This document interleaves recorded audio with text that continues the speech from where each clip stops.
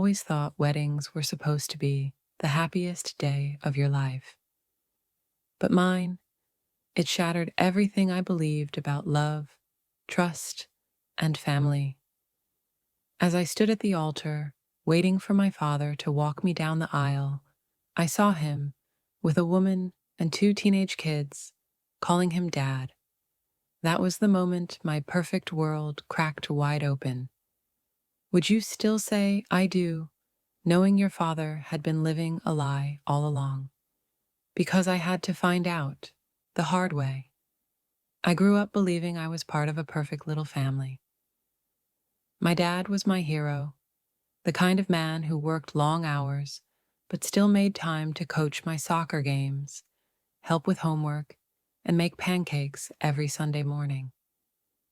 My mom was sweet and kind, and even though they argued sometimes, I thought nothing of it. As I got older, I realized how rare it was to have parents still together. At school, most of my friends came from divorced families, but not me. We were a team. When I met my fiancé, Daniel, my dad was the first to welcome him into our lives. He gave him that intimidating dad talk, but deep down, I knew he approved. He even helped us save for the wedding, saying, "You only get married once, so make it perfect." That's the kind of man my dad was. Dependable, supportive, or so I thought. On the morning of my wedding, everything felt like a fairy tale. The white dress, the flowers, the excitement. I was nervous, but seeing my dad in his tux, smiling at me, made me feel calm. Little did I know, that smile was hiding decades of secrets. And the first crack would show even before I walked down the aisle. Looking back, there were signs. I just didn't want to see them. Sometimes my dad would get texts late at night. He'd glance at his phone, smile faintly, and leave the room. When I'd ask, he'd brush it off. "Work stuff," he'd say, or "just a buddy of mine." He started taking more business trips. At first, they were once a month, then every other week. My mom never seemed worried, so I didn't question it either. But now I remember, her eyes always seemed sad when he packed his bag. One time, when I was 16, I found a gold bracelet in his coat pocket with the initials LJ. When I asked about it, he said it was a gift from my mom, but she never wore it. Another time, on my 21st birthday, he missed my dinner because he was stuck in traffic. But when I scrolled through Facebook later that night, I saw a blurry photo of him tagged at some restaurant, not with us. Still, I convinced myself that he was just busy, because that's what dads do, right? They sacrifice everything for their family, even if it means being absent sometimes. If only I had trusted my gut then. If only I had asked more questions. But nothing could have prepared me for what I saw on my wedding day. The ceremony was supposed to start at 3 p.m. By 2:45, all the guests were seated, music was playing, and I was hiding in the back room, waiting for my dad to come and walk me down the aisle.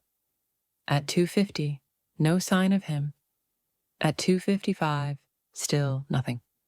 My mom knocked and peeked in, her face pale. "I can't find your father," she whispered. I felt a jolt of panic. Where was he? I told my bridesmaids to stall and hurried outside, thinking maybe he'd stepped out for air. Then I saw him, at the far end of the courtyard, near the parking lot. But he wasn't alone. A woman, younger than my mom, was standing next to him, holding his hand. Next to her were two teenagers, a boy and a girl, both dressed nicely. The boy called out, "Dad, are we staying long?" My stomach dropped. At first, I thought, maybe they were distant relatives. Maybe I misunderstood. But then, the woman kissed him on the cheek, and he smiled. I froze. I couldn't breathe. Every cell in my body screamed to look away, but I couldn't. I walked closer, my heels clicking louder and louder on the pavement.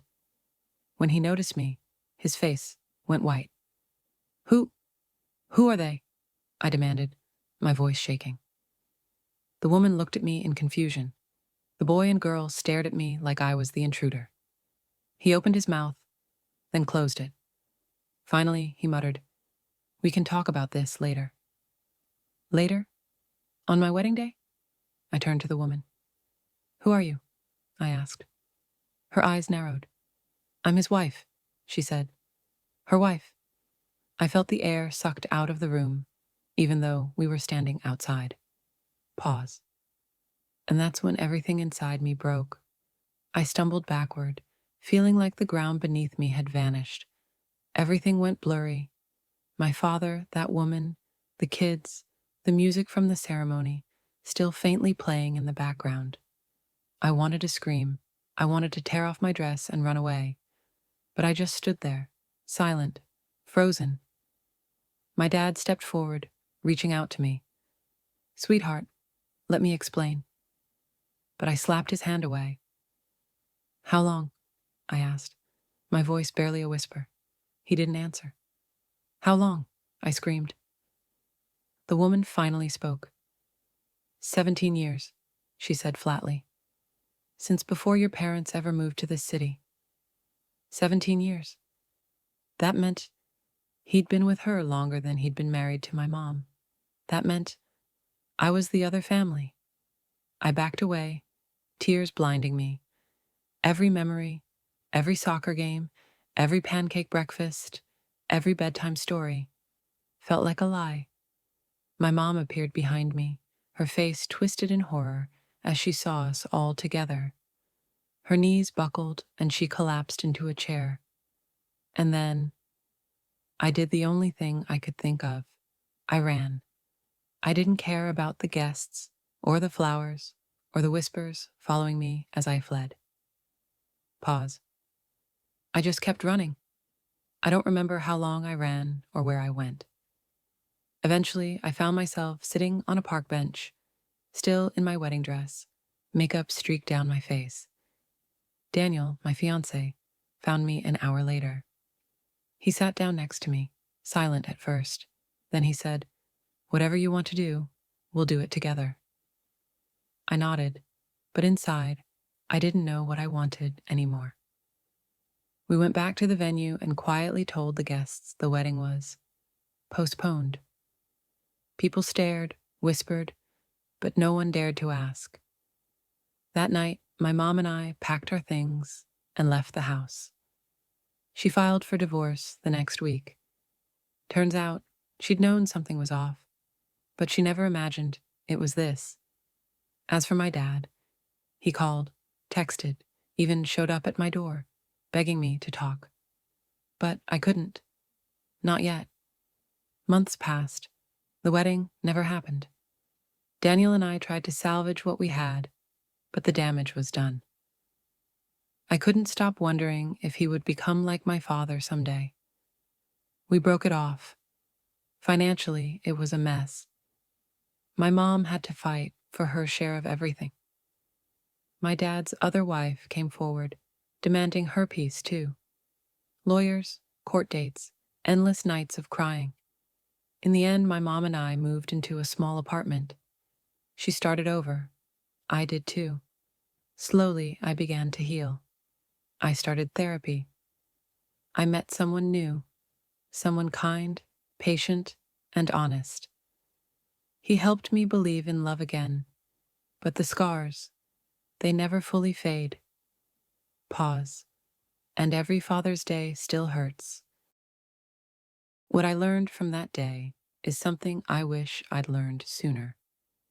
Not everyone who smiles at you is telling the truth.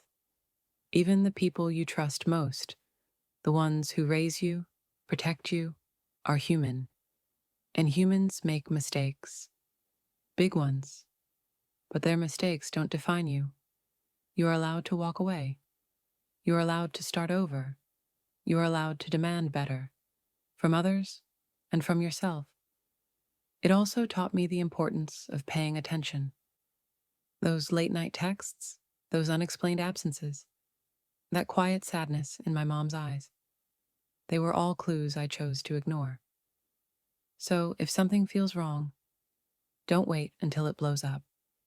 Ask the questions now. Trust your instincts. And most importantly, don't let someone else's lies make you feel unworthy of love. Because you deserve honesty. You deserve respect. You deserve happiness. My dad's choices destroyed a family, but they also set me free. And now, I choose to write my own story. If my story moved you, please give this video a thumbs up. It really helps the channel. Subscribe for more real, raw stories like this one, and hit the bell so you never miss an upload. And tell me in the comments, have you ever uncovered a family secret? I'd love to hear your story.